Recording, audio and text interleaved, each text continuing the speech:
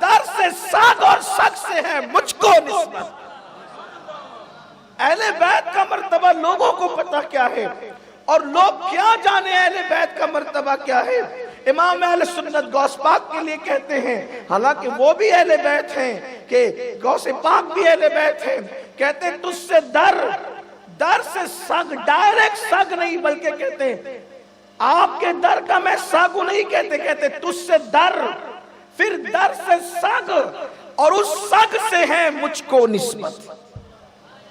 میری گردن میں بھی ہے دور کا ڈورا تیرا، ارے جن کی گردنوں میں دور کے ڈورے ہیں ان کے مرتبوں کو لوگ نہیں پہچان پاتے، جن کی گردنوں میں دور کے ڈورے ہیں ان پہ لوگ پی ایچ ڈی کرتے ان کے مرتبوں کو پہچان نہیں پاتے، تو جن کی نسبتوں کے ڈورے رکھنے والے اتنے بڑے ہیں تو ان کے گھر والوں کے مرتبے کا عالم کیا، ان کے گھر والوں کی شان کا عالم کیا ہوگا۔ اسی لیے جبریل امین اللہ اکبر اس بارگاہ عرش ناز میں اجازت کے بغیر نہیں آتے۔ استاد زمن مولانا حسن بریلوی کہتے ہیں ان کے گھر میں بے اجازت جبرائیل آتے نہیں، قدر والے جانتے ہیں قدر شان اہل بیت۔ جو آیت کی میں نے تلاوت کی ہے یہ آیہ کریمہ سورۃ الاحزاب میں موجود ہے اور سورۃ الاحزاب کی یہ آیت نمبر 23 ہے۔ اللہ تعالیٰ قرآن میں فرماتا ہے انما یرید اللہ تبارک و تعالیٰ نے یہ ارادہ کیا ہے، اللہ نے یہ ارادہ کر لیا ہے لیذہب عنکم الرجس اہل البیت ویطہرکم تطہیرا، کہ تم سے ہر گندگی کو، انما حسر کے لیے آتا ہے، انما کہہ کر قرآن مقدس کہہ رہا ہے ہر گندگی کو، ہر ناپاکی کو، ہر رجس کو تم سے دور کر دیا گیا۔ اور یرید اللہ کا ارادہ میرے اور آپ کی طرح نہیں ہوتا، بلکہ یرید اللہ کی تفسیر یوں کی جاتی ہے کہ اللہ نے فیصلہ کر لیا ہے، کیونکہ اللہ تبارک و تعالیٰ نے ارادہ کیا اور اس کا ارادہ وہ ارادہ کرتا ہے تو فیصلہ کرتا ہے۔ اللہ نے فیصلہ کیا ہے کہ اہل بیت سے ہر نجاست اور ناپاکی کو اللہ تبارک و تعالیٰ دور فرما دے گا۔ اب یہاں ڈائریکٹ اہل بیت کا نام لے کر قرآن نے بیان کیا، لیکن ہر دور کے اندر چھوٹے دل کے لوگ رہے ہیں، تو پھر یہاں سوال پیدا ہو گیا کہ اہل بیت کون ہے، اہل بیت کون ہے۔ کچھ لوگ ممکن ہے 14 صدیوں کے بعد ہاتھ پیر ماریں کہ اہل بیت وہ ہیں جو حضور کی بیویاں ہیں، اس لیے کہ اوپر کا سارا کلام آیات مبارکہ کا بیویوں سے متعلق ہے، تو یہ بیچ کی آیت اچانک دوسروں کے لیے کیسے نازل ہوگی؟ تو اس لیے ممکن ہے کوئی بدبختی کر سکتا تھا اہل بیت کی حق تلفی کرنے میں، تو اللہ کے رسول علیہ السلام عالم ما کان و ما یکون ہیں۔ جب یہ آیہ کریمہ نازل ہوئی تو حضور علیہ السلام ام المومنین ام سلمہ کے مکان میں تھے، آیت نازل ہوئی تو سرکار نے طلب کیا اینا فاطمہ، فاطمہ کہاں ہے؟ سیدہ حاضر ہو گئی۔ اینا علی، علی کہاں ہے؟ مولا علی حاضر ہو گئے۔ اینا حسن و حسین، حسن و حسین حاضر ہو گئے۔ پھر سرکار نے اپنی بالوں والی چادر کو لیا اور چاروں کو اس چادر کے اندر داخل کیا۔ یہ حدیث کو محدثین حدیث قصہ کہتے ہیں، اور اس عمل کو کہ جو لوگ چادر میں آئے تھے ان کو آل ابا کہتے ہیں۔ اللہ اکبر، حضور علیہ السلام نے چادر لی، توجہ کریں کتنا اہتمام کیا۔ حضور کے علم میں یہ باتیں تھی کہ اہل بیت کے فضائل کا انکار کیا جائے گا، اہل بیت کی عظمتوں کا انکار کیا جائے گا۔ آیت نازل ہوئی تو حضور علیہ السلام نے چاروں کو لیا، حسنین کریمین کو گود میں بٹھایا اور مولا مشکل کشا کو سیدہ زہرا کو اپنے ساتھ لیا اور چادر ڈال کر کے یوں کہا اللہم ہاؤلائی اہل بیتی، اے اللہ یہ میری اہل بیت ہے، یہ میری اہل بیت ہے۔ حضور کی بیویاں اہل بیت میں ہیں، اس میں کوئی شک ہی نہیں ہے، کیونکہ وہ تو تھی گھر کے اندر، لیکن اب بتایا جا رہا ہے اللہ سے، اے اللہ یہ میری اہل بیت ہے۔ اور پھر کہا اللہ میں ان سے محبت کرتا ہوں، تو بھی ان سے محبت فرما، اور جو ان سے محبت کرے تو ان سے بھی محبت فرما، ان سے بھی محبت فرما۔ اور پھر اعلان کیا جو ان سے صلح کرے گا میں ان سے صلح کروں گا، جو ان سے جنگ کرے گا میں اس سے جنگ کروں گا۔ اور پھر ایک حدیث میں یہاں تک آیا اے اللہ یہ میرے خاص لوگ ہیں۔ کیا کہا؟ اے اللہ ان کے در کا کتا بھی خاص ہے ہمارے لیے، قربان چاہے کوئی کہتا ہے میں ایم ایل اے کا خاص آدمی ہوں، کوئی کہتا ہے میں ایم پی کا خاص آدمی ہوں، اور لوگ خود کہتے ہیں کہ میں فلاں کا خاص ہوں، فلاں کا خاص ہوں، لیکن کوئی بڑا کہہ دے کہ یہ میرا خاص ہے، لوگ تو پڑیاں باندھتے رہتے ہیں میں فلاں کا خاص ہوں، فلاں کا خاص ہوں، لیکن جب وہ بڑا کہہ دے کہ یہ میرا خاص ہے تو لوگ کہتے ہیں اب اس کی عظمت میں کوئی شک نہیں، کیونکہ بڑے نے کہہ دیا یہ میرا خاص ہے۔ ارے نادان، اللہ کی مخلوق میں جس سے بڑا کوئی نہیں ہے وہ محمد الرسول اللہ، چاروں کو چادر میں لے کے کہتے اے اللہ یہ میرے خاص لوگ۔ نعرہ تکبیر، نعرہ رسالت، ذکر شہدائے کربلا، سبحان اللہ سبحان اللہ۔ بہت دنوں کے بعد اس وقت میری آواز نے میرا ساتھ چھوڑا ہے، لیکن ذکر اہل بیت نے میرا ساتھ نہیں چھوڑا ہے، تو میں تھوڑی سی آپ کی توجہ چاہتا ہوں، اور یہ بھی کہ میری آواز آپ لوگوں تک پہنچ رہی، مجھے اس کا احساس صرف ہونا چاہیے۔ مجھے داد کی ضرورت نہیں ہے، مجھے کربلا سے خیرات ملتی رہتی ہے، آپ کی داد نہیں، لیکن اتنا کہ بات اگر آپ کے سمجھ میں آ رہی ہو تو کچھ بول دیا کریں، وہ بھی میرے لیے نہیں، اپنے نام اعمال میں نیکی بڑھانے کے لیے، میرے لیے نہیں۔ مجھے کسی داد کی ضرورت نہیں ہے، اس لیے کہ جو داد ہم پاتے ہیں اہل بیت کی غلامی کر کے، اس کا کوئی بدل نہیں ہے دنیا میں، اس کا کوئی بدل نہیں ہے دنیا میں، لیکن آپ سمجھ رہے ہیں، اور سمجھ کر آپ کچھ میری بات سے اتفاق بھی رکھتے ہیں، یہ نہیں کہ آپ کو کسی نے بھیجا ذرا سن کر آؤ کہ بولتے کیا، یہ نہیں، آپ میری بات سن کے تائید بھی کر رہے ہیں، مجھے یہ محسوس ہونا چاہیے کہ آپ محبت میں آئے ہیں۔ حضور نے فرمایا اے اللہ یہ میرے خاص لوگ ہیں، غور کریں کس کے؟ جو اللہ کا خاص ہے، جو اللہ کا خاص ہے اس کے یہ خاص ہیں، جنہیں ہم اہل بیت کہتے ہیں، جنہیں ہم حسنین کریمین کہتے ہیں۔ ان کی محبت کوئی بچوں کا کھیل تو نہیں ہے نا، اللہ کے رسول نے ان کی محبت کی دعوت دی ہے۔ سرکار نے فرمایا ایک مرتبہ امام حسین کا ہاتھ اٹھا کر ہاتھ اٹھایا، ذرا توجہ کریں حضور کے انداز کیا ہیں۔ ابھی میں آیت پہ گفتگو کروں گا لیکن ساتھ ساتھ حدیث بھی پیش کر رہا ہوں۔ کیا حضور علیہ السلام کو احساس تھا کہ میرے بعد بھی میری امت ان کے ساتھ سلوک کیا کرے گی؟ حضور نے مسجد نبوی میں ہاتھ اٹھایا، سمجھانے کے لیے کہہ رہا ہوں، ملانے کے لیے نہیں، ہاتھ اٹھایا، یوں ہاتھ، لوگوں اس بچے کو پہچانو، میرا حسین ہے۔ فرمایا جو اس سے پیار کرے گا، اس کے بھائی سے پیار کرے گا، اس کی امی سے پیار کرے گا، اس کے ابو سے پیار کرے گا، وہ جنت میں میرا ہم نشین ہوگا۔ اردو زبان سمجھتے ہیں ہم نشین، ہم نشین، ہم نشین کا مطلب کیا؟ صرف سمجھانے کے لیے، جیسے تم اور میں بیٹھے ہیں اس کو کہتے ہیں ہم ایک دوسرے کے ہم نشین ہیں۔ حضور کہتے ہیں جنت میں وہ میرا ہم نشین ہوگا۔ حضور بیٹھے ہوں گے اور حضور کے سامنے کون بیٹھے ہوں گے؟ سرکار فرماتے ہیں میرے حسن و حسین اور ان کی اماں اور ان کے ابا سے جو پیار کرتے ہوں گے میں جنت میں ہوں گا، وہ جنت میں से मेरे सामने बैठे।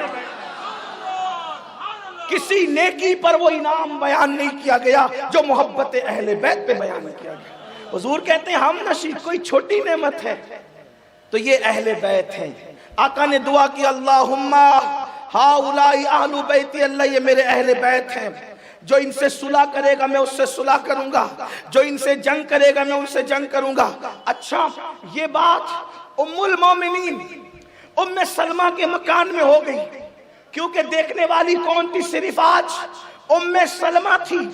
अब कोई कह सकता था कि इसकी रिवायत अकेले उम्मे सलमा कर रही है और दूसरों को नहीं पता, तो हुजूर ने कैसा एहतमाम किया ताकि मदीने का फर्द फर्द गवाह हो, मदीने का बच्चा बच्चा गवाह हो, मदीने का हर इंसान गवाह हो कि हुजूर की अहले बैत कौन है।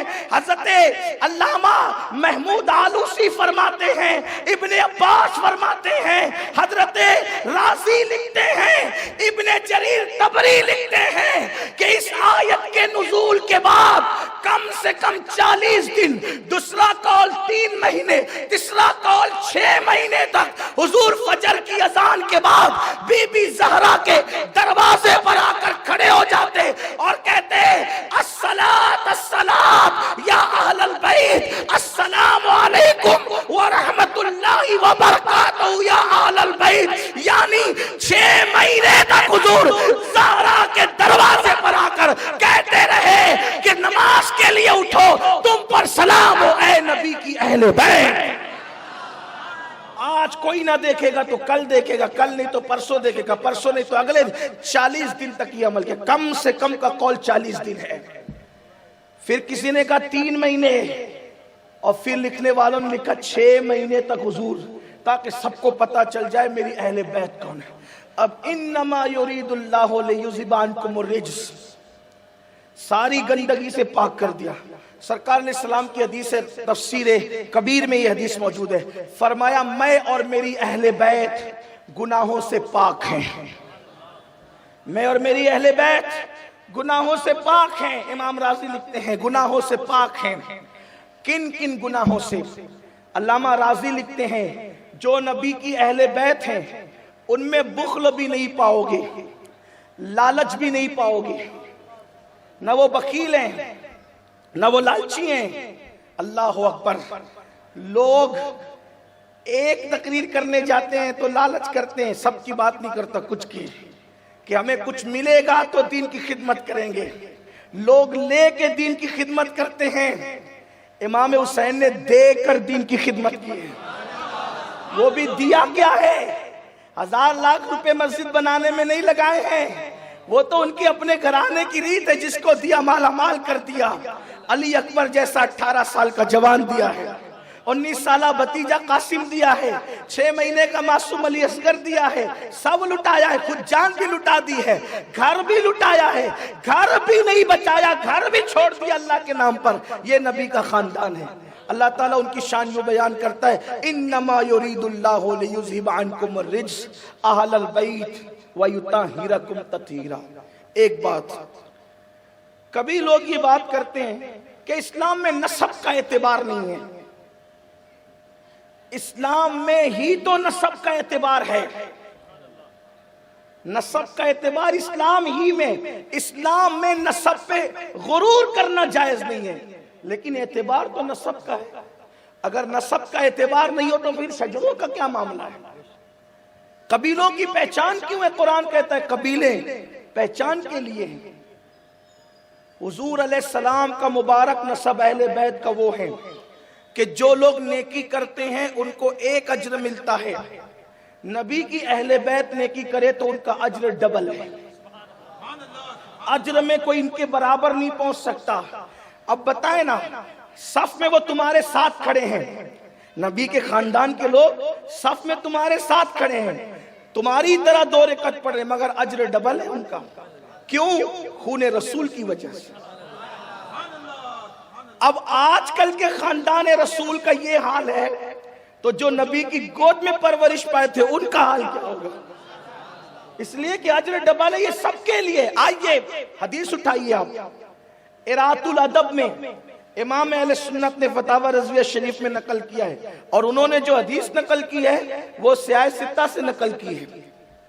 آپ دیکھیے جنگ موتا میں لوگ کہتے ہیں کہ نبی کا نسب کیا کامائے گا، نبی کا نسب کیا کامائے گا، ذرا وہ دیکھیں اور نبی کے نسب کی فضیلت دیکھیں۔ جنگ موتا میں 3 سپہ سالار شہید ہوئے۔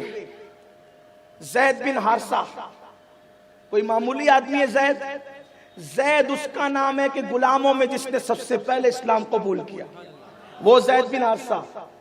عبداللہ ابن رواحہ وہ شہید ہوئے، اور تیسرے حضور کے چچا کے بیٹے حضرت جعفر ابن ابو طالب۔ اللہ کے رسول علیہ السلام فرماتے ہیں میں نے دیکھا کہ زید اور عبداللہ ابن رواحہ جنت میں ہیں، اور جعفر ابن ابو طالب وہ بھی جنت میں ہے، لیکن جعفر ابن ابو طالب وہ جنت میں اللہ نے اس کو سونے کے پر دیے ہیں اور وہ فرشتوں کے ساتھ اڑ رہا ہے۔ تو میں نے کہا کہ یہ دونوں بھی تو شہید ہوئے، شہید تو زید بھی ہوئے، شہید تو عبداللہ بھی ہوئے، پھر جعفر کو یہ مقام کیسے ملا؟ کیونکہ تینوں کا عمل برابر برابر ہے شہادت، شہید یہ بھی تینوں شہید ہیں، لیکن جعفر کا مرتبہ جنت میں بڑا کیوں ہے؟ یہ فرشتوں کے ساتھ اڑتا ہے، تو فرشتوں نے جبریل نے جواب دیا یا رسول اللہ اس کا تعلق آپ کے خاندان سے ہے، اس لیے اللہ نے اس کو بڑا مرتبہ عطا۔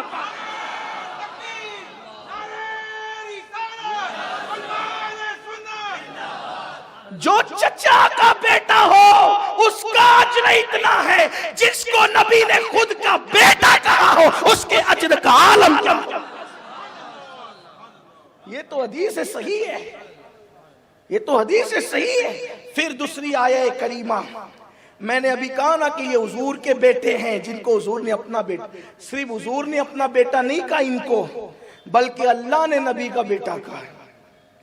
قرآن مقدس کی دوسری آیت مبارکہ ہے، آیتیں تو بہت سی ہے لیکن جس کو میں نے آپ کے سامنے پڑھنا ہے یہ آیت مبارکہ ہے سورہ آل عمران کی، پارہ نمبر 3 ہے، آیت نمبر 61 ہے، مشہور آیت ہے۔ اہل محبت اس آیت کو آیت مباہلہ کہتے ہیں۔ قرآن میں اللہ فرماتا ہے فَقُلْ تَعَلَوْا نَدْعُ أَبْنَاءَنَا وَأَبْنَاءَكُمْ وَنِسَاءَنَا وَنِسَاءَكُمْ وَأَنفُسَنَا وَأَنفُسَكُمْ ثُمَّ نَبْتَهِلْ فَنَجْعَلْ لَعْنَةَ اللَّهِ عَلَى الْكَاذِبِينَ۔ اللہ تعالیٰ ارشاد فرماتا ہے اے محبوب آپ ان کو پکاریے، ان سے فرمائیے کہ بلاؤ اپنے بیٹوں کو اور ہم اپنے بیٹوں کو لائیں، تم اپنے بیٹوں کو لاؤ ہم اپنے بیٹوں کو لائیں، تم اپنی عورتوں کو لاؤ ہم اپنی عورتوں کو لائیں، تم خود آؤ ہم خود آئیں، پھر مباہلہ کرے، یعنی ایک دوسرے پہ لعنت ڈالے تو جھوٹوں پر اللہ کی لعنت۔ یہ سورہ آل عمران کی آیت ہے، آیت نمبر 61 ہے۔ اب آپ توجہ کریں، جب یہ آیت نازل ہوئی، پہلے آپ اس کو دھیان سے سننا، یہ آیت جب نازل ہوئی تو اللہ پاک نے کیا فرمایا؟ تم خود آؤ ہم خود آئیں، اپنے بیٹوں کو لاؤ، یہ نہیں کہا اپنے بچوں کو لاؤ۔ ابناءنا، ابن بیٹے کو کہتے ہیں، اپنے بیٹوں کو تم لاؤ ہم اپنے بیٹوں کو لائیں۔ نساءنا ونساءکم، ہم اپنی عورتوں کو لائیں تم اپنی عورتوں کو لاؤ۔ آپ غور کریں کہ رسول اللہ صلی اللہ علیہ وآلہ وسلم کو یہ حکم کیوں آیا؟ جب نجران کے پادری اللہ کے رسول سے مناظرہ کرنے آئے، 40 پادری تھے، حضور سے مناظرے کے لیے آئے تھے، وہ کہتے تھے عیسیٰ اللہ کے بیٹے ہیں۔ حضور نے کہا دلیل؟ تو کہا وہ بغیر باپ کے پیدا ہوئے۔ سرکار نے جواب دیا، قرآن نے اس کو حکایتاً بیان فرمایا، بلکہ قرآن کا بیان ہے کہ آدم کے بارے میں کیا کہتے ہو؟ عیسیٰ تو صرف باپ کے بغیر پیدا ہوئے، آدم تو ماں اور باپ دونوں کے بغیر پیدا ہوئے۔ جب آدم کو بشر مانتے ہو تو عیسیٰ کو ابن اللہ کہنے کا کیا جواز تمہارے پاس ہے؟ کہ جب آدم عبداللہ ہیں تو عیسیٰ بھی عبداللہ ہیں۔ جب وہ لاجواب ہوئے تو پھر انہوں نے بحث کرنا شروع کیا، تو مناظرے میں جب کوئی نتیجہ نہیں نکلتا ہے تو آگے کی منزل مباہلہ ہے۔ مباہلہ اس کو کہتے ہیں کہ جب باطل اور حق دونوں آمنے سامنے ہو تو دونوں ایک دوسرے کے خلاف بد دعا کرتے ہیں۔ جو حق پر ہوتا ہے وہ سلامت رہتا ہے، جو باطل پر ہوتا ہے وہ تباہ و برباد ہو جاتا ہے۔ اس لیے اہل باطل مناظرے کے لیے تو تیار ہوں گے مگر باطل کبھی مباہلے کے لیے تیار نہیں ہو سکتا۔ تو حضور علیہ السلام سے کہا گیا محبوب کہ آپ ان کو پکارو، ان کو آواز دو، ان کو بلاؤ، یہ کہہ کر کے کہ تم آؤ ہم آئیں، اپنی عورتوں کو لاؤ ہم اپنی عورتوں کو لائیں، تم اپنے بیٹوں کو لاؤ ہم اپنے بیٹوں کو لائیں۔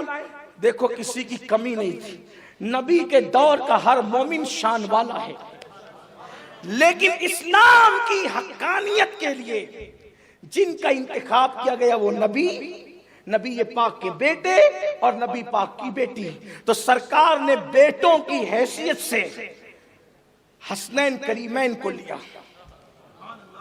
اور گھر کی عورت کے اعتبار سے سیدہ زہرا کو لیا اور مولائے کائنات کو لیا۔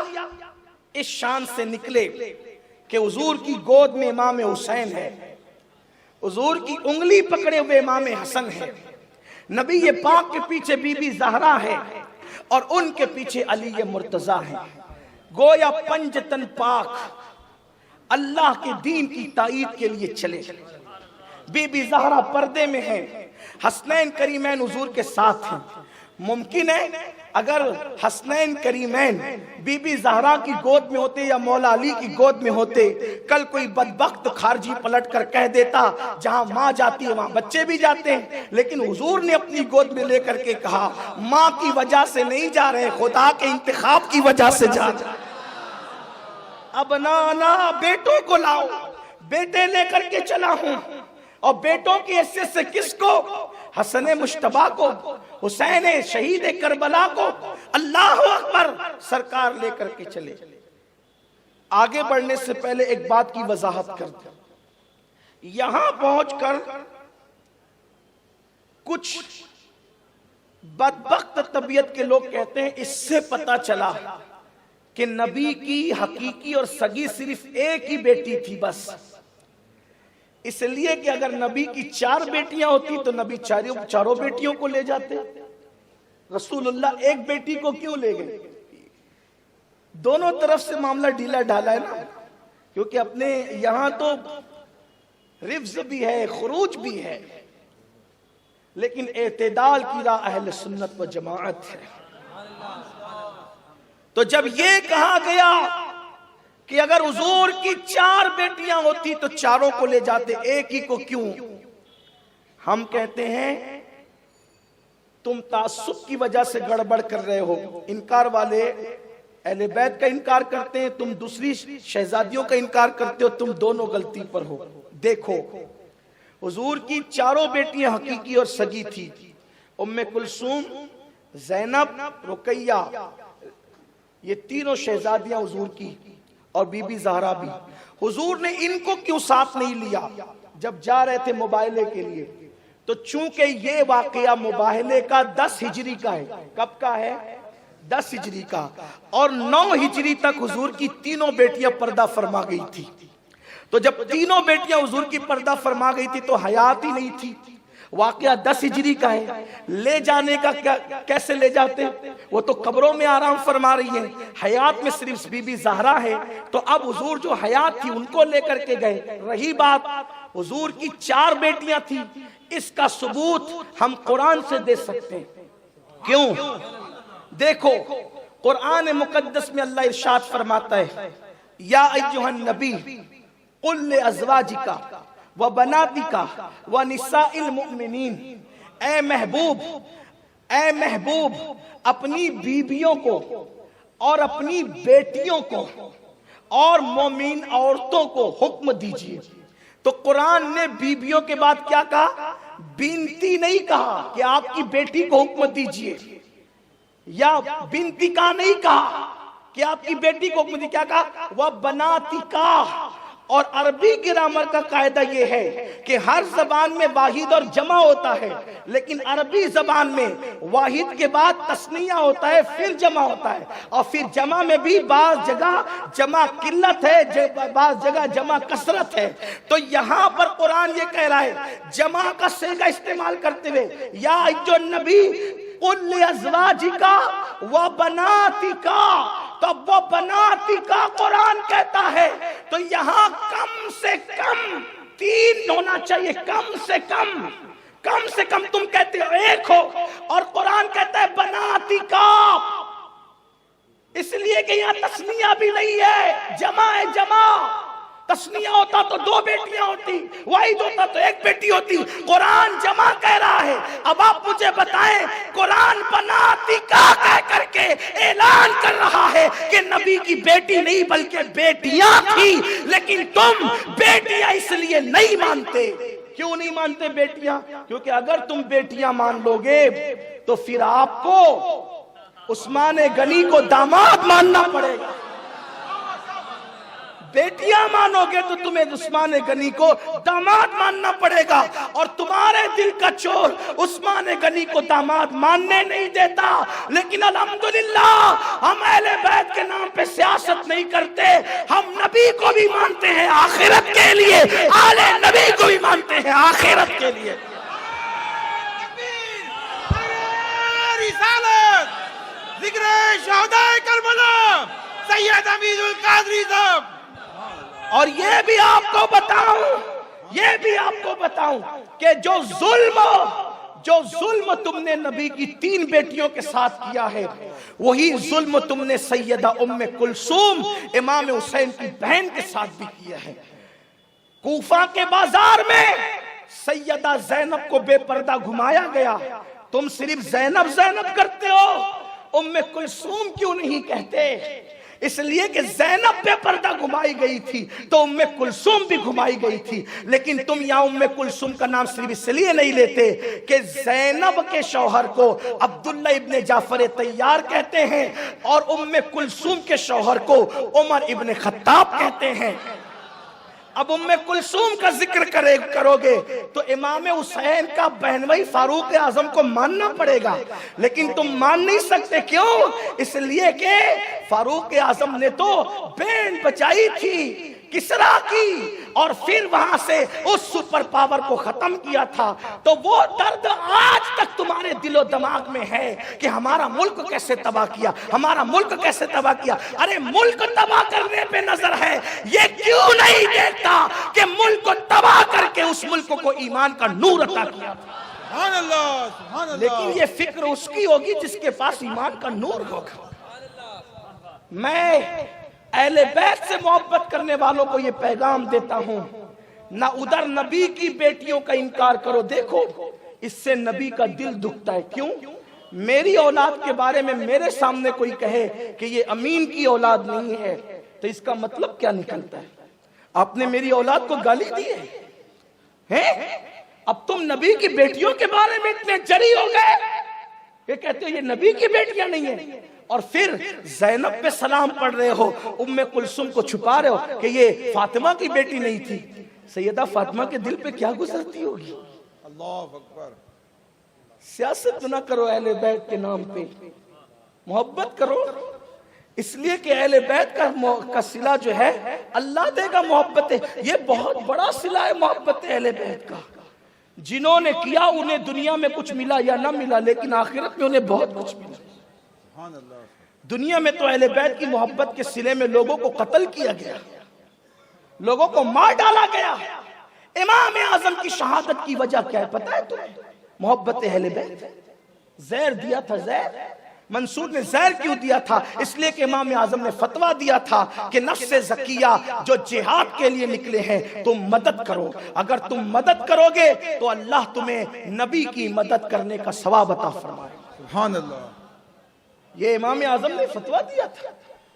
امام اعظم ابو حنیفہ، قاضی شہاب الدین دولت آبادی بہت بڑا نام ہے، اس کو نام کو یاد رکھیں.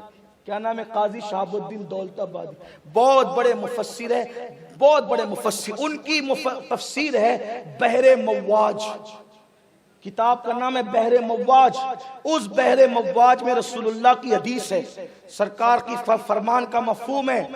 قاضی شہاب الدین دولت آبادی لکھتے ہیں کہ اللہ کے رسول نے فرمایا سنو، تمہاری محفل میں کوئی بھی آ جائے، تمہاری طبیعت اٹھو یا مت اٹھو. تمہاری محفل میں اپنی زبان میں کہو کتنا ہی بڑا ترم کھائے، تم اس کے استقبال کے لیے اٹھو یا مت اٹھو. مگر رسول اللہ نے فرمایا جب میرے حسن و حسین اور ان کی اولاد آئے تو تمہیں ان کے لیے اٹھنا چاہیے. سبحان اللہ سبحان اللہ. تمہیں ان کے لیے ان کو دیکھ کر اٹھ کے. یہ رسول اللہ کی حدیث ہے. حضور نے صرف ایسے نہیں بتایا، تعظیم کا حکم کتنا سخت ترین دیا، اور جو تعظیم نہ کرے اس کے لیے کیسی سخت ہوئی. فرمایا تمہاری محفل میں کوئی آئے، مفہوم ہے اٹھو یا مت اٹھو، لیکن حسن و حسین اور ان کی اولاد آئے تمہیں اٹھنا چاہیے. یہ اہل ایمان کی شان ہے. اسی لیے پھر قاضی صاحب نے پورا باب لکھا اہل بیت کے لیے اٹھ کے کھڑے ہونے پہ. پورا باب. لوگ نبی پہ سلام پڑھنے کے لیے کھڑے ہونے پر منہ چڑھاتے ہیں. رسول اللہ نے فرمایا میری اولاد کے لیے کھڑے ہونا چاہیے تمہیں، کیونکہ وہ میری اولاد ہے. جب آل کے نام پہ کھڑے ہونا چاہیے تو رسول اللہ جو اصل ہے ان کے لیے کیوں نہیں؟ اللہ اکبر. قاضی صاحب نے پھر پورا باب باندھا. اور باب کیا باندھا؟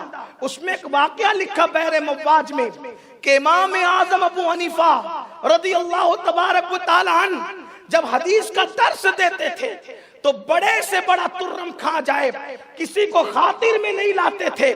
لیکن ایک مرتبہ امام اعظم ابو حنیفہ درس دیتے ہوئے اٹھ کر کھڑے ہوئے، کچھ دیر کھڑے رہے، پھر بیٹھ گئے، پھر کھڑے ہوئے، پھر بیٹھ گئے، پھر کھڑے ہوئے، پھر بیٹھ گئے.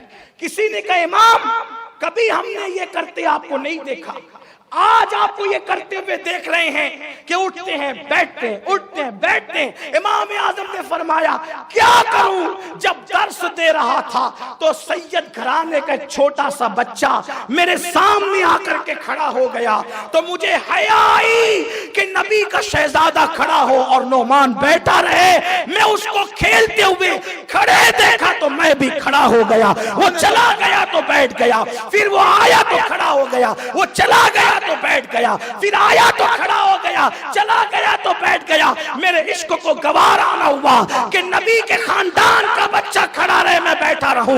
مجھے حیرت ہے جب گمنام بچے کا اتنا احترام امام اعظم نے کیا ہے تو امام حسن و حسین کا احترام کتنا کرتے ہیں. نعرہ تکبیر، نعرہ رسالت، شان اہل بیت، شان اہل بیت، ذکر شہداء کربلا. یہ اہل بیت کا حنفی بنتے ہو نا، ذرا یہ بھی ہے، پھر حنفیت یہ بھی ہے، اس کی طرف بھی توجہ ہونی چاہیے. یہ رافضیت نہیں ہے، یہ حنفیت ہے، یہ فرض کی ادائیگی ہے. تو آئیے اپنے عنوان کی طرف چلتے ہیں. اللہ کے رسول لے کر کے چلے کن کو؟ گویا کہ پنجتن کا یہ قافلہ پہنچا ایک مقام پر، ایک گراؤنڈ پر، ایک میدان میں. حضور نے دونوں کو بٹھایا، شہزادوں کو، مولا کائنات کو پیچھے، بی بی زہرا کو. بی بی زہرا پردے میں تھی. 40 پادری آئے. کون پادری؟ یعنی عیسائی دنیا کے مذہبی قائد تھے، وہ لیڈر تھے، اور وہ معمولی لوگ نہیں تھے.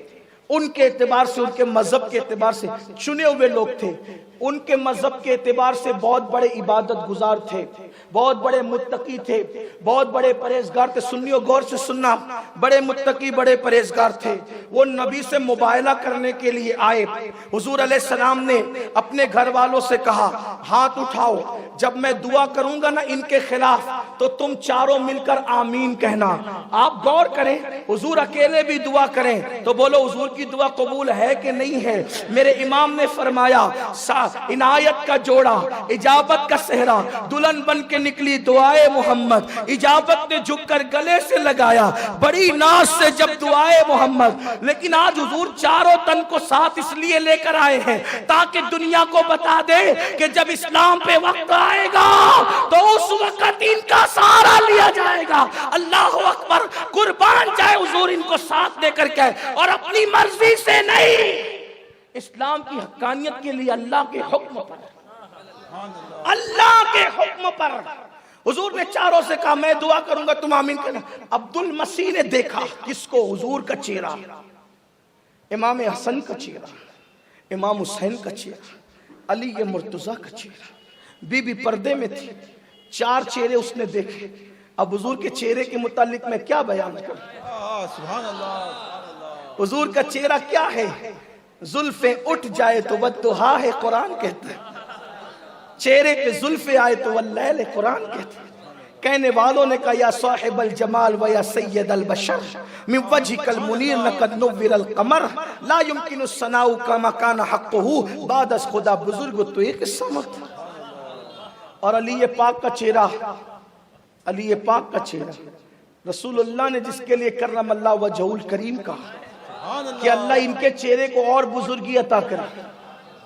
کرم اللہ وجہ الکریم کیوں کہا؟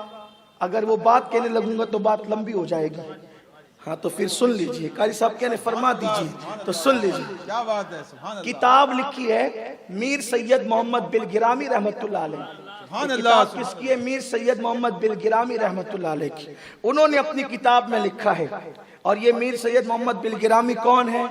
یہ بلگرام شریف مہریرہ والوں کا بھی جو ہے وہ جد، ان کا گویا کہ گھرانہ مرکز ہے کہ ان کے جد اعلیٰ میر سید محمد دعوت الصغریٰ بلگرامی رحمت اللہ تعالیٰ علیہ جو ہے وہ بلگرام شریف تشریف لائے تھے، فاتح بلگرام۔ اور میر سید محمد دعوت الصغریٰ خلیفہ اور مرید ہیں خواجہ قطب الدین بختیار کاکی کے۔ وہ خاندان ہے یہ میر سید محمد بلگرامی کا۔ اسی خاندان میں جو ہے شاہ برکت اللہ عشقی پیمی ہے، پھر جو بعد میں مہریروی ہوئے۔ انہوں نے اپنی کتاب میں لکھا ہے کہ مولا علی جب ماں کے پیٹ میں تھے، کب؟ ماں کے پیٹ میں۔ ابھی حضور نے نبوت کا اعلان نہیں کیا کیونکہ حضور کی عمر 29 سال تھی، ماں کے پیٹ میں تھے۔ حضور کی پرورش کہاں ہوئی؟ حضور کی پوری پرورش ہوئی 6 سال کے بعد سے لے کے 25 سال تک شادی کرنے تک مولا علی کے والدین کے گھر فاطمہ بنت اسد حضرت ابو طالب کے گھر میں ہوئی۔ یہ حضور کہتے ہیں صرف میری چچی نہیں ہے بلکہ میری ماں ہے فاطمہ بنت اسد۔ تو جس نے 6 سال سے لے کر 25 سال تک کے حضور علیہ السلام کو اپنے گھر میں رکھا تو کوئی چچی بھتیجے کے لیے اٹھ کر کے کھڑی تو نہیں ہوتی، نہیں ہوتی، اس لیے کہ چچی ماں کی طرح ہوتی ہے، بھتیجے کو احترام کرنا ہوتا ہے۔ نبوت کا اعلان بھی ابھی نہیں ہوا ہے۔ تو فاطمہ بنت اسد جب تک مولا علی پیٹ میں نہیں آئے تھے اس وقت کبھی حضور کے لیے اٹھ کر کھڑی نہیں ہوئی، لیکن جب سے علی پیٹ میں آئے تو فاطمہ بنت اسد جیسے حضور کو دیکھتی تھی۔ حضور کی عمر 29 سال تھی اس وقت، جب حضور کی عمر 30 سال کو ہوئی تو اس وقت علی پاک پیدا ہوئے۔ 29 سال کی عمر تھی حضور علیہ السلام کی، فاطمہ بنت اسد اٹھ کر کھڑی ہو جاتی۔ ایک دن حضرت ابو طالب نے پوچھا اے بنت اسد تو محمد کو دیکھ کر اٹھ کر کیوں کھڑی ہوتی ہے؟ تو بنت اسد نے کہا میرے سرتاج کیا کروں، جب بھی محمد میرے گھر آتے ہیں تو ان کو دیکھ کر میرا بچہ پیٹ میں ایسی حرکت کرتا ہے کہ مجھے اٹھ کر کے کھڑے ہونا پڑتا ہے۔ سبحان اللہ، سبحان اللہ۔ ابھی مکے میں کسی کو نہیں پتا ہے کہ یہ اللہ کا نبی ہے۔ حسین کا بابا کوئی معمولی آدمی نہیں ہے، ماں کے پیٹ سے جانتا ہے کہ رسول اللہ کون ہے۔ فاطمہ بنت اسد کہتی ہے یہ پیٹ میں ایسی حرکت کرتا ہے کہ مجھے اٹھ کے کھڑے ہونا پڑتا ہے۔ ایک دن حضرت ابو طالب نے امتحان لینے کے لیے جب حضور آئے تو فاطمہ بنت اسد کے دونوں کندھے پکڑ کے دبا دیے، نہیں اٹھنے دیں گے، اس لیے کہ جب عورت پیٹ میں بچہ ہوتا ہے تو کمزور ہو جاتی ہے۔ اور پھر اگر عورت کمزور بھی نہ ہو، بچہ نہ ہونے کی بنیاد پہ ہو یا نہ ہو، تو وہ صنف نازک ہے، وہ مرد سے کب مقابلہ کر سکتی ہے؟ تو جب رسول اللہ گھر میں آنے لگے تو دونوں طرف سے پکڑ کے جناب ابو طالب نے کندھے دبا دیے۔ جب کندھے دبائے اٹھنے نہیں دیں گے، ادھر سے بابا طاقت لگا رہے تھے، ادھر سے علی اندر سے طاقت لگا رہے تھے۔ دنیا نے دیکھا ابو طالب کی طاقت مغلوب ہو گئی، علی کی طاقت غالب آ گئی، فاطمہ بنت اسد اٹھ کر کھڑی ہو گئی۔ نعرہ تکبیر، نعرہ رسالت، نعرہ حیدری، نعرہ حیدری، ذکر شہداء کربلا سید امین القادری صاحب اٹھ کر کھڑی ہو گئی اور پھر کہنے لگی، اے محمد، اس بچے کو آپ سے کیا پیار اور محبت ہے کہ جب آتے ہیں تو یہ بیٹھنے نہیں دیتا، میں اٹھ کر کھڑی ہو جاتی ہوں، اور پھر صرف اٹھ کے کھڑا نہیں کرتا یہ بچہ، میرے پیٹ میں گھومتا رہتا ہے، جدھر جدھر گھر میں آپ گھومتے ہیں یہ ادھر ادھر گھومتا رہتا ہے، یعنی آپ کی طرف پیٹ بھی نہیں کرتا۔ ابھی فاران کی چوٹی پر آ کر نہیں کہا میں اللہ کا رسول، اور علی ابھی وہ دنیا میں آنے سے پہلے اتنا دانا ہے علی، سبحان اللہ، تو دنیا میں آنے کے بعد کتنا بڑا دانا ہوگا علی، اور دنیا میں آنے کے بعد کرتے ہیں آپ۔ ہماری اہل سنت کی بڑی مشہور تفسیر ہے تفسیر مظہری، اس کے مصنف قاضی ثناء اللہ پانی پتی۔ قاضی ثناء اللہ پانی پتی مرید مرزا مظہر جانے جانا نقشبندی کے، مرزا مظہر جانے جانا اہل سنت کے بڑے عظیم بزرگ ہیں اپنے دور کے۔ روافظ سے جو انہوں نے جو ہے اللہ اکبر مناظرے کیے اور اس کے بعد ان کو جو دھول چٹائی، وہ ان کا اپنی شان ہے، ان کا اپنا مقام ہے، ان کی زندگی اٹھا کر کے آپ پڑھ لیں، بلکہ ان کی شہادت بھی جو ہوئی ہے تو شیخین کریمین کی فضیلت بیان کرتے ہوئے یہ مرزا مظہر جانے جانا ہے، ان کے مرید و خلیفہ قاضی ثناء اللہ پانی پتی مظہری، یعنی کہ آپ یہ نہیں سمجھے کہ کوئی ایسے ویسے میں لے کر کے آیا ہوں آپ کے سامنے، جنہوں نے شیخین پہ جان دی ہے اس کا مرید و خلیفہ ہے میں قاضی ثناء اللہ پانی پتی۔ قاضی ثناء اللہ پانی پتی تفسیر مظہری میں لکھتے ہیں کہ آدم علیہ السلام کے دور سے لے کر عیسیٰ علیہ السلام کے دور تک ہر نبی کے زمانے میں ولی ہوئے ہیں، آدم سے لے کے عیسیٰ علیہ السلام کے دور تک ہر نبی کے دور میں ولی ہوئے ہیں، ان سارے ادوار میں جو ولی ہوئے ہیں وہ بھی علی کے فیض سے ولی ہوئے۔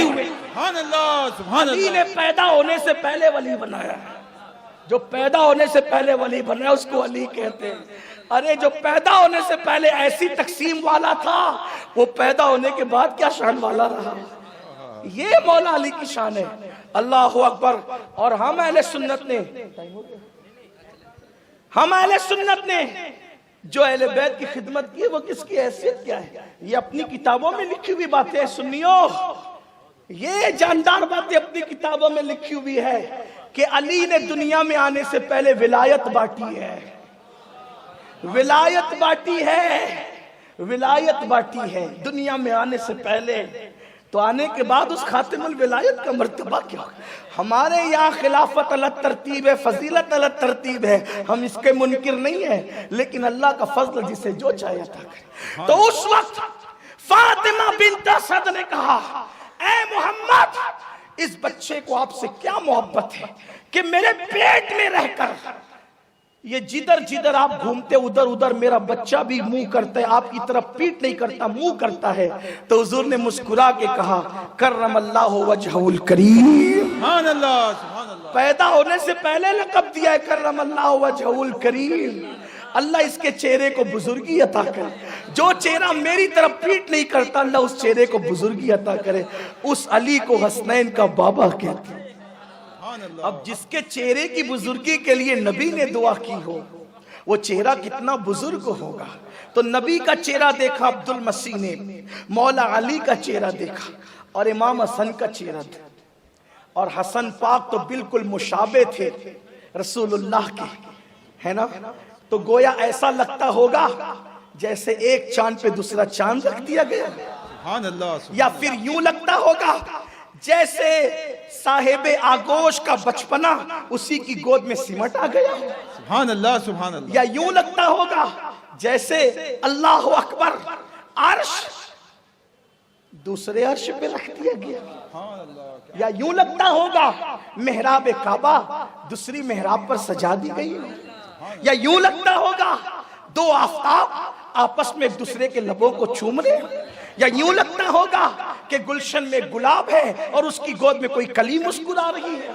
میں کیا کہوں اس کو, اس منظر کو. رسول اللہ کی گود میں حسن مجتبیٰ ہے, حضور کے ہم شوی ہیں, حضور کی ہم شکل ہیں, اور اس کے بعد امام حسین ہے. امام حسین کتنے خوبصورت تھے, کتنے خوبصورت تھے. کتاب کے نام کے ساتھ سن لے, کتاب کا نام دلائل النبوہ ہے. صاحب دلائل النبوہ فرماتے ہیں امام حسین اتنے خوبصورت تھے, اتنے خوبصورت تھے, اتنے خوبصورت تھے. جب چاند کی روشنی نہیں ہوتی, ستاروں کی روشنی نہیں ہوتی اور جنگل کا اندھیرا ہوتا تو حسین کے چہرے کی روشنی میں قافلے والے اپنا سفر طے کر لیا کرتے. سبحان اللہ, سبحان اللہ. لوگ کہاں بیچارے یزید کو لاتے ہیں سامنے, نہ جس کی شکل ہے, نہ جس کی صورت ہے, نہ جس کا علم ہے, نہ جس کا تقوی, نہ اوقات ہے. حسین پاک کے چہرے کی خیرات ان کی اولاد کو نصیب ہوئی نا. ان کے بیٹے امام زین العابدین, ان کے بیٹے امام باقر, ان کے بیٹے امام جعفر صادق, ان کے بیٹے امام موسیٰ کاظم, ان کے بیٹے امام علی رضا.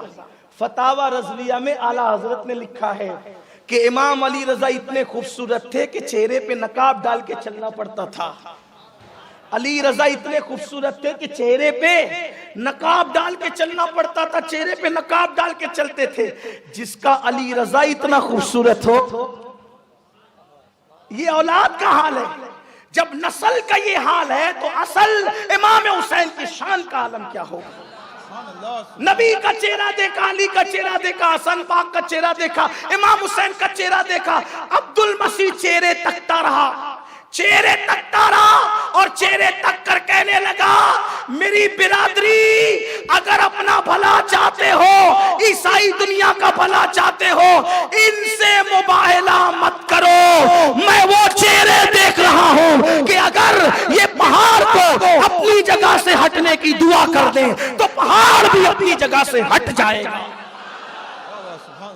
ان سے مقابلہ نہیں کرنا.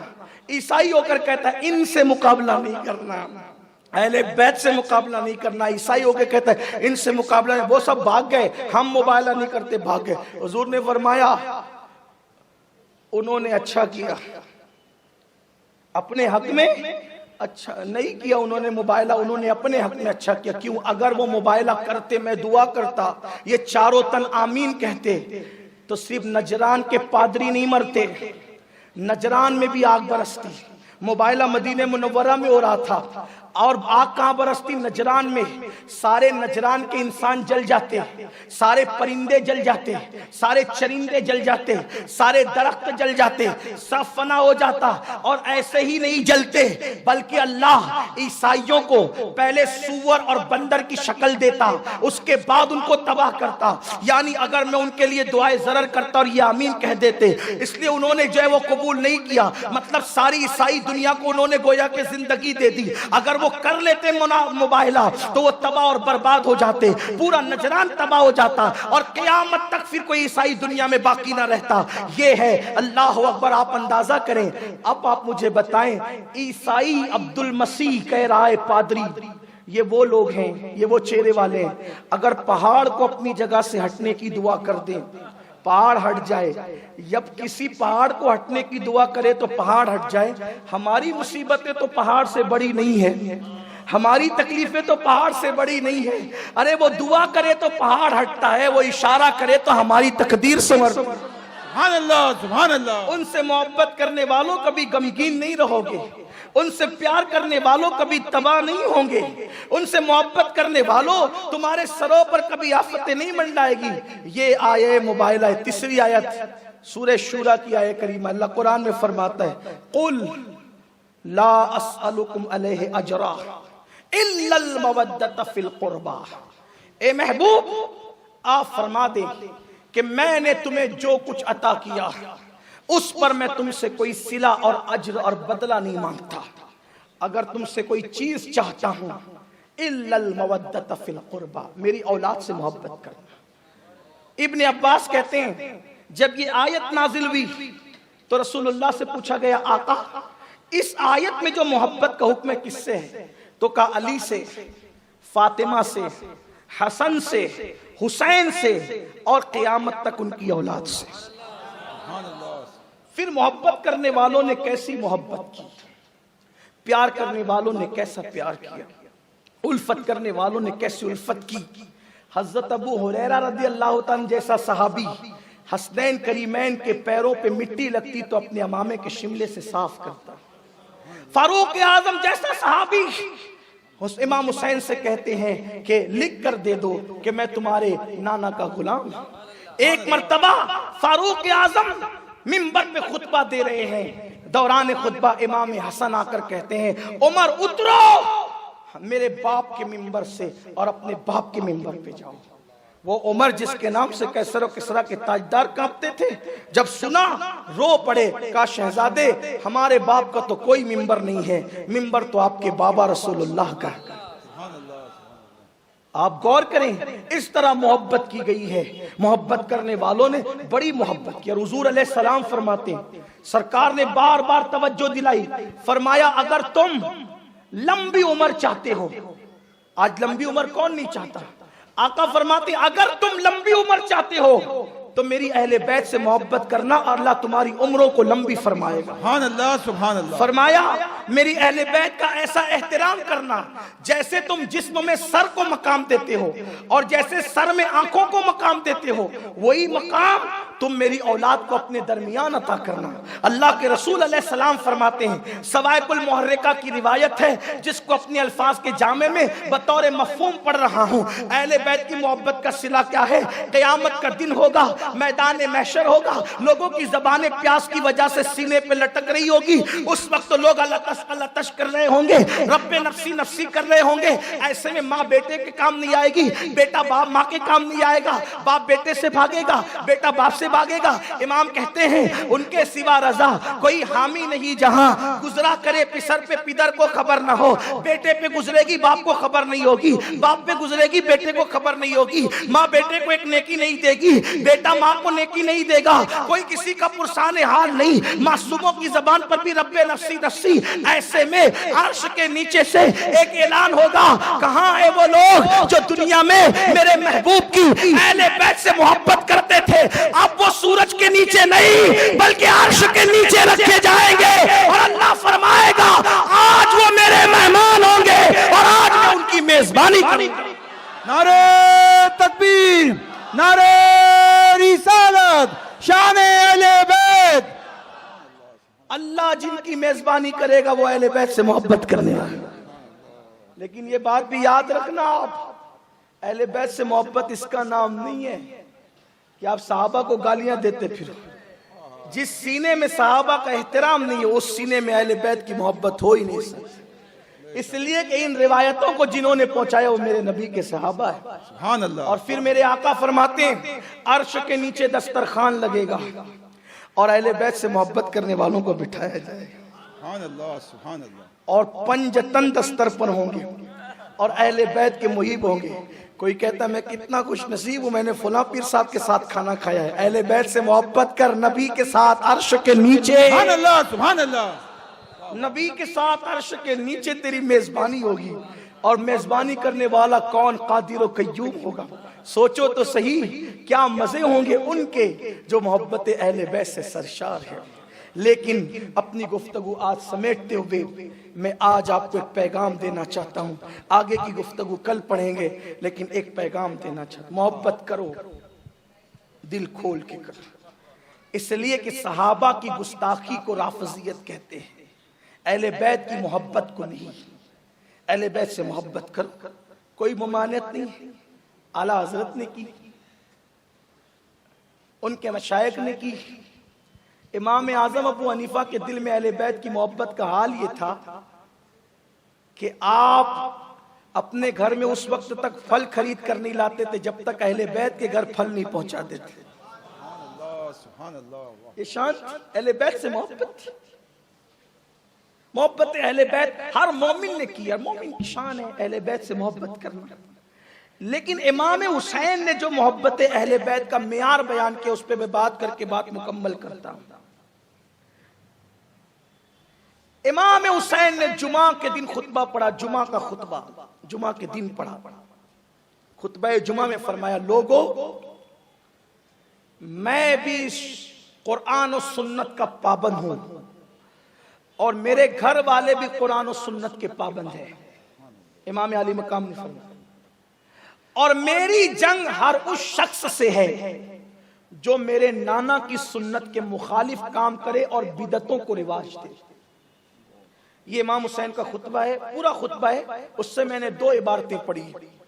امام فرماتے ہیں کہ میں اور میرے گھر والے قرآن و سنت کے پابند ہیں۔ کتنے پابند تھے، کیسے پابند تھے، یہ تو ایک پورا عنوان ہے، ایک لمبا چوڑا عنوان ہے کہ کتنی پابندی قرآن و سنت کی۔ ارے جنہوں نے نیزے پہ چڑھ کے قرآن سنایا ہو، سبحان اللہ، ان سے بڑھ کر قرآن سے محبت کرنے والا کون ہے؟ نیزے پہ 1400 سال میں کوئی قاری تمہیں ملتا ہے جس نے نیزے پہ قرآن پڑھا؟ یہ صرف شان اہل بیت ہے، یہ صرف شان اہل بیت ہے جو نیزے پہ قرآن پڑھتے ہیں۔ شہادتوں کے باوجود بھی جو لوگ نمازوں کو ترک نہیں کرتے، یہ شان اہل بیت ہے۔ لوگوں کے گھر میں ایک میت ہو جائے تو لوگ نماز پڑھنا بھول جاتے ہیں، لوگ شریعت بھول جاتے ہیں۔ وہاں 72 لاشیں تھے جن پہ گھوڑے دوڑ رہے تھے، پھر بھی نماز ترک نہیں کیا۔ امام علی مقام کہتے ہیں میں اور میرے گھر کا ہر فرد قرآن و سنت کا پابند ہے۔ ہماری جنگ ہر اس شخص سے ہے جو میرے نانا کی سنت کی مخالفت کرے اور بدعتوں کو رواج دے۔ یعنی جنگ صرف یزید سے نہیں ہے، جو سنتوں کی مخالفت کرے گا، بدعتوں کو رواج دے گا، اس سے بھی جنگ ہے، جنگ اس سے بھی ہے۔ آپ سے پوچھنا چاہتا ہوں، یہ جو داڑیاں منڈا کے کٹروں میں پھینکتے ہو، یہ کون سی سنت ہے؟ امام حسین تو کہتے ہیں ہر بدعتی سے میری جنگ ہے۔ یہ بدعت داڑھی منڈانے کی کب سے شروع؟ یہ ماہ محرم میں امام حسین کو 9 محرم کو جنگ کا چیلنج کیا گیا کہ جنگ کرو۔ امام کہتے ہیں آنے والا دن عاشورہ ہے، 1 رات کی مہلت دو، عبادت کریں گے۔ آخری رات ہے، یہ نہیں کہہ رہے کہ تلوار کیسے چلائی جائے گی، نیزے کیسے مارے جائیں گے، کوئی تربیت نہیں ہو رہی ہے جنگ کے لیے۔ فرماتے ہیں جاؤ آخری رات ہے، قرآن پڑھو، لمبے لمبے سجدے کرو، آنسوؤں کی سوگات اللہ کی بارگاہ میں پیش کرو۔ ہم محبت اہل بیت کے نام کیا رکھا ہے؟ محبت اہل بیت کا نام صرف نعرے، ہاتھوں میں ڈورے، ہاتھوں میں زنجیریں، ہاتھوں میں کڑی۔ ایک جوان سے میری ملاقات ہوئی، میں نے کہا میرے عزیز یہ زنجیر کیوں ہے؟ تو کہا کہ امام زین العابدین کی یادگار ہے۔ میں نے کہا میرے عزیز تو نے 3-4 دن یا 40 دن کی زنجیر کی یادگار تو قائم کی، جو ساری زندگی داڑھی زین العابدین پاک کی یادگار تھی، تو نے اس کو کیوں چھوڑ دیا؟ میٹھا میٹھا ہف ہف، کڑوا کڑوا تو کس کو دھوکہ دے رہے ہو؟ محبت اہل بیت صرف نعروں کا نام نہیں ہے۔ جس دین کو بچانے کے لیے خاندان نبوت نے پورا کنبہ کے کنبہ قربان کیا، آج اس دین کا تم مذاق اڑاتے ہو۔ اہل بیت کی محبت کے نام پہ سنیوں کی گلی اور محلوں میں ڈھول پیٹے جاتے ہیں، ڈھول بجنے کہاں؟ حسینیوں کے یہاں۔ یہ حسینی ہو سکتے؟ آپ مجھے بتائیں، میرا ایک سوال ہے، مجھے لوگ گالیاں تو دے رہے ہیں لیکن میرے سوال کا جواب نہیں دے رہے، اور مجھے گالیوں سے کوئی تکلیف نہیں ہے، اس لیے کہ مجھے پتا ہے جب میرے آقا علی کو گالیاں دی لوگوں نے، خارجیوں نے کہا علی کافر ہو گیا، میں نے ڈھول کے خلاف کہا تو لوگوں نے مجھ سے کہا وہ پاگل ہو گیا، گالیاں دی مجھے کوئی تکلیف نہیں ہے۔ ہم نے اپنی عزت ٹھیک ہے دین کے لیے سپر بنا دیا ہے، اگر دین کا تحفظ اسی سے ہوتا ہے ہماری عزت قربان ہو جائے تو ہم کرنے کے لیے تیار ہیں۔ سبحان اللہ، سبحان اللہ۔ میں پوچھتا ہوں ڈھول تم نے لیا کہاں سے؟ وہ بھی شہادت حسین کے دن، جس دن رسول اللہ کی زلفیں بکھر گئی۔ اللہ اکبر، اللہ۔ یہ بخاری شریف پڑھ رہا ہوں میں آپ کے سامنے، سیاستہ پڑھ رہا ہوں. جس دن رسول اللہ کی زلفیں بکھر گئی شہادت حسین کے دن، ہاتھ میں خون کی بوتل تھی. یہ صحیح حدیث ہے، ہاتھ میں ابن عباس راوی اس کے، ہاتھ میں خون کی بوتل تھی. کہتے ہیں کہ کربلا میں خون سمیٹ رہا تھا اپنی آل کا، آنسو تھے گال پر، داڑھی تر تھی آنسوؤں سے. جس دن رسول اللہ کی یہ کیفیت ہو اس دن حسینی بن کے تم ڈھول بجاؤ گے. کس کی یاد میں؟ مولا حسین کی. ارے جن کی شادیوں میں ڈھول نہیں بجے ان کی شہادت پہ تم ڈھول کس منہ سے ثابت کرتے ہو؟